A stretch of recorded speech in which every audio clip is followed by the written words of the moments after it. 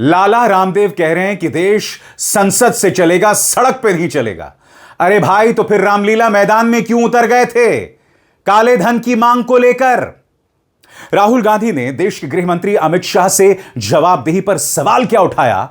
Bharatiya Janata party ने रामदेव, गोदी media, influencer सबको मैदान में उतार दिया है और सब तोते की तरह सरकार की लाइन को टर टर टर दोहरा रहे हैं। मैं फिर आपसे सवाल पूछना चाहता हूं, क्या विपक्ष का कोई किरदार नहीं है? क्या आंदोलनों का कोई औचित्य नहीं है, कोई मकसद नहीं है? 2014 से पहले आंदोलन जो होते थे वो आम जनता का हथियार हुआ करता था। आज आंदोलन को आपने एंटी नेशनल बना दिया। सबसे पहले मैं चाहूंगा आप सुने रामदेव क्या कह रहे हैं। रामदेव का कहना है कि देश संसद से चलेगा, सड़क से नहीं चलेगा। उन्हें ब्राह्मणवाद के खिलाफ जो नारे हैं उसको लेकर आपत्ति है। वो पूर्व शिक्षा मंत्री की हरकतों को जायज ठहरा रहे हैं। मैं चाहता हूं पहले आप उन्हें सुने वो क्या कह रहे हैं। देखो, देश सड़कों से नहीं चलेगा, देश संसद से ही चलेगा। और शिक्षा मंत्री कौन होगा, कौन नहीं होगा, ये सड़कों पर तय नहीं होगा। ये देश का प्रधानमंत्री और देश की संसद तय करेगी। यहां दो तीन चीजें हैं लाला रामदेव। पहली बात, आप कह रहे हैं देश संसद से चलेगा, सड़क से नहीं चलेगा। मैं आपको बतला दूं, आप खुद मैदान में उतरे थे, याद है आपको? रामलीला मैदान याद है आपको? औरतों के कपड़े पहनकर आप सलवार कमीज में देर रात भाग गए थे। अपने तमाम समर्थकों को पीछे छोड़कर पुलिस ने आपको पकड़ लिया, आपको बेइज्जत किया, वो एक अलग बात है। और उस वक्त बतौर पत्रकार मैंने इसकी आलोचना की थी।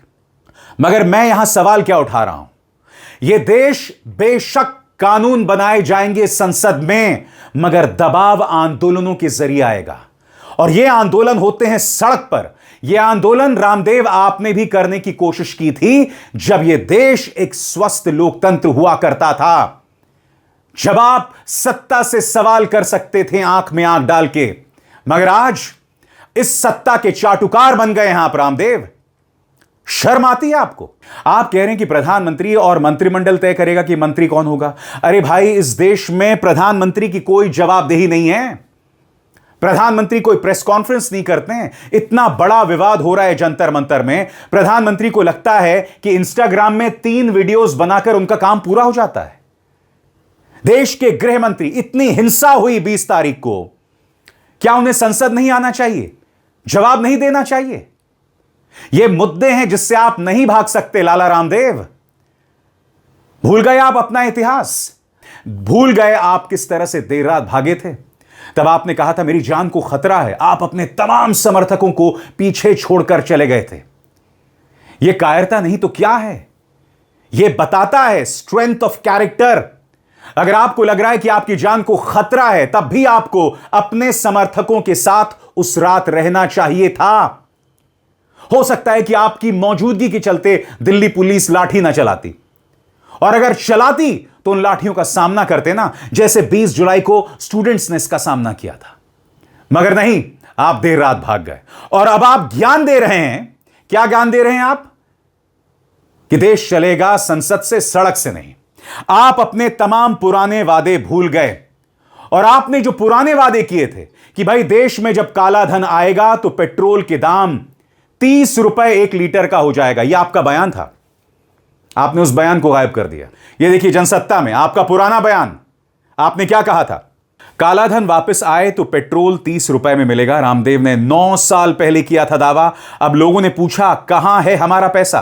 रामदेव का 2012 में काला धन को लेकर किया गया ट्वीट अब खूब सुर्खियां बटोर रहा है। इसमें उन्होंने कहा था कि काला धन वापस आने के बाद पेट्रोल 30 रुपए प्रति लीटर बिकने का दावा किया। उनके इस ट्वीट को लेकर लोग खूब कमेंट कर रहे हैं।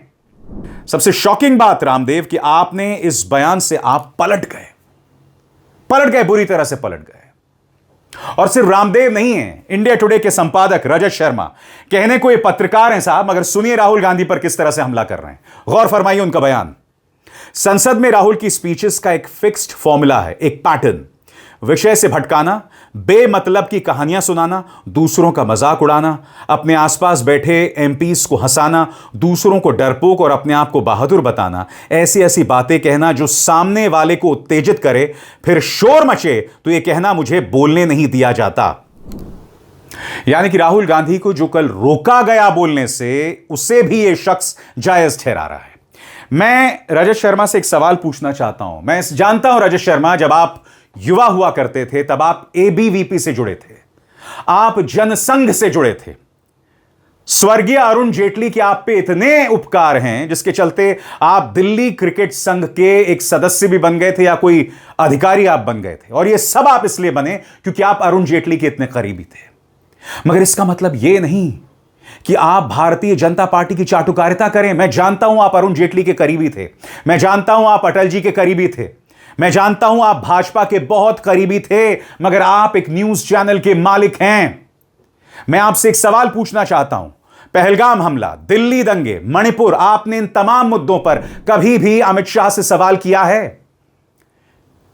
20 तारीख को हिंसा हुई, आपके चैनल ने भी, मैं दावा कर सकता हूं, बदनाम किया होगा उस आंदोलन को। मैं आपसे सवाल पूछना चाहता हूं, जिस पुलिस ने बर्बरता की, क्या आपने उस पुलिस से सवाल किया? आप नेता विपक्ष से सवाल कर रहे हैं। वो नेता जो सवाल कर रहा है, मुद्दे उठा रहा है, जब तक राहुल गांधी कुछ अनपार्लियामेंट्री नहीं कहते, उन्हें अपनी बात करने का अधिकार है। प्रियंका गांधी वाड्रा ने सिर्फ इतना कहा था कि मौजूदा शिक्षा मंत्री प्रहलाद जोशी ने बिल्किस बानो के जो बलात्कारी, जब उन्हें रिहा किया गया था तो उसे कानून सम्मत कदम बताया था, यानी कि उनकी रिहाई में कोई प्रॉब्लम नहीं है। जब प्रियंका गांधी वाड्रा ने मुद्दा उठाया था तो कार्रवाई से उनके उस बयान को हटा दिया गया। मैं आपसे सवाल पूछना चाहता हूं, यह बयान है जो दिया था प्रहलाद जोशी ने, एनडीटीवी को इंटरव्यू में उन्होंने यह बात कही थी। मगर मैं दावे के साथ कह सकता हूं एनडीटीवी ने अपने ही इस इंटरव्यू का हवाला नहीं दिया होगा, क्योंकि उस वक्त एनडीटीवी में सच्चे पत्रकार काम किया करते थे। आज ये अडानी का चैनल है, तो मुझे आपको बतलाने की जरूरत नहीं कि चैनल अब किसकी भक्ति करता है। और अब एक जरूरी संदेश, सच के इस सफर में मेरा साथी बनिए, मेरा चैनल ज्वाइन कीजिए और इनमें से एक विकल्प, एक ऑप्शन चुनिए। शुक्रिया। इनके चैनल पर एक वाहियात आइडियोलॉग, भाजपा का एक विचारक, आकर हमारे स्टूडेंट्स को, हमारे बच्चों को रेपिस्ट, गैंगस्टर, मर्डरर कहकर निकल जाता है, मगर उनका एंकर पलटकर सवाल भी नहीं करता है। इन सभी चैनल्स को प्रॉब्लम्स सिर्फ राहुल गांधी से है।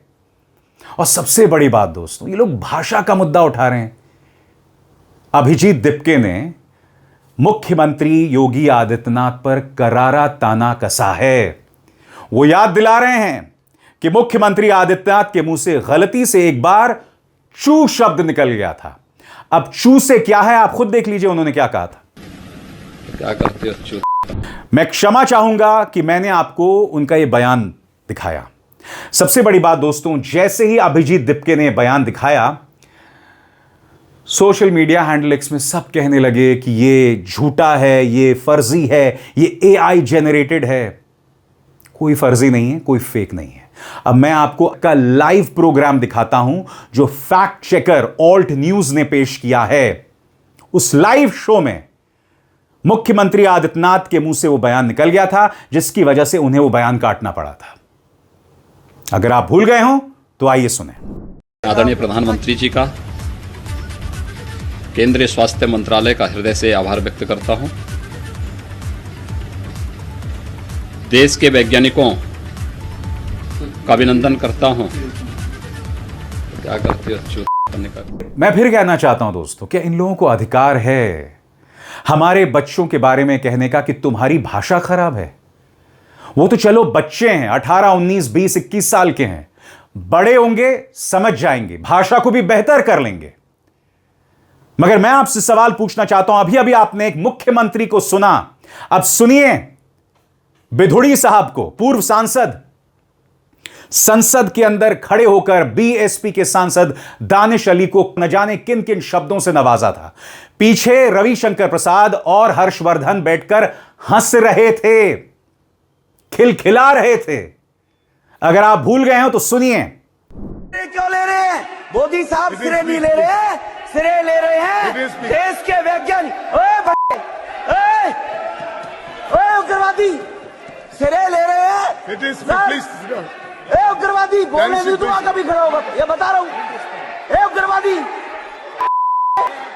सर, ये जो श्रेय अगर जाता है तो देश के प्रधानमंत्री को जाता है। दानिश अली जी प्लीज सिट ये डाउन। आतंकवादी है, उग्रवादी है, ये मुल्ला आतंकवादी है।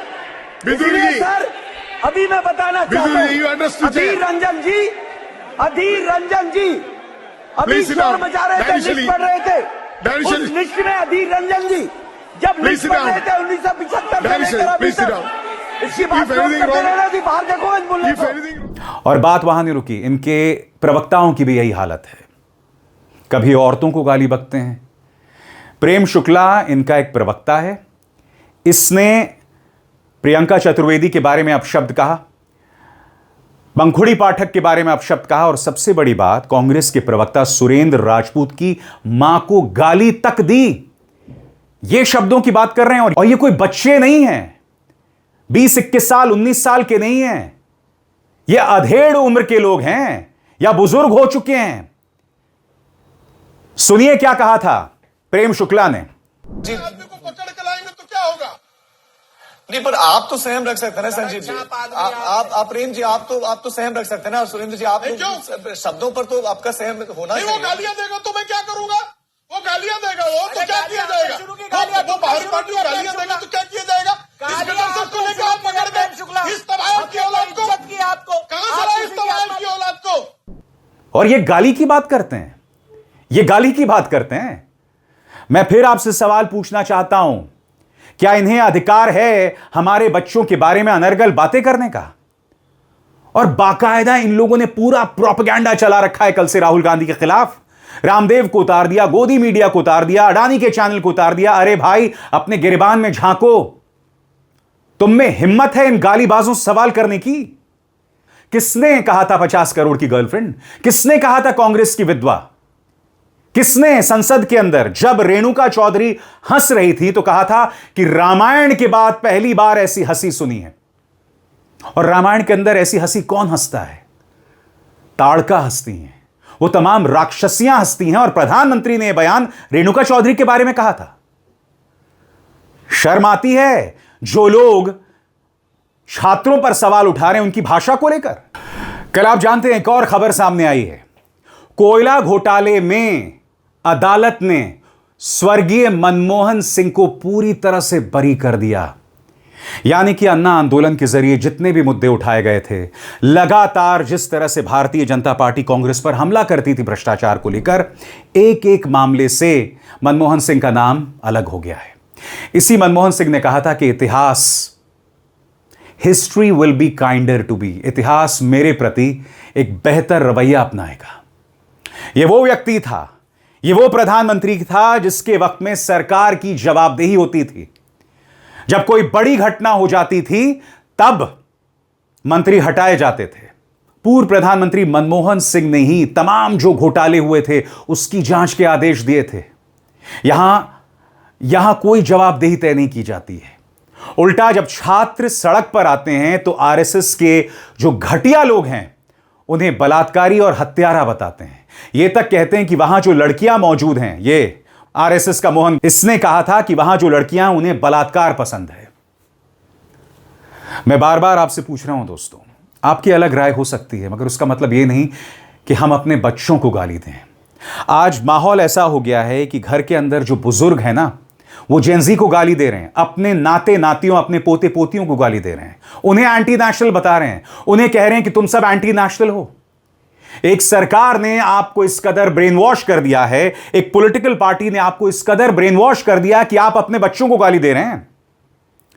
आपको अंदाजा है आपका परिवार ज्यादा जरूरी है या एक व्यक्ति की छवि बचाना, चाहे वो अमित शाह हो या प्रधानमंत्री नरेंद्र मोदी या धर्मेंद्र प्रधान। कितनी शॉकिंग बात है। और मुझे पूरा विश्वास है कि आंखें खुलेंगी, मगर जब तक आंखें खुलेंगी सब कुछ बर्बाद हो चुका होगा। आपको खुद पे सिर्फ शर्म आएगी और उसके अलावा कुछ नहीं। इसलिए अब भी कह रहा हूं, सुधर जाइए, सुधर जाइए, क्योंकि जो ताकत में है, जो सत्ता में है, सवाल उससे होगा, जवाबदेह उसको बनाया जाएगा। और मैं डंके की चोट पर सवाल करता रहूंगा। अब इज़हार शर्मा को दीजिए इजाजत।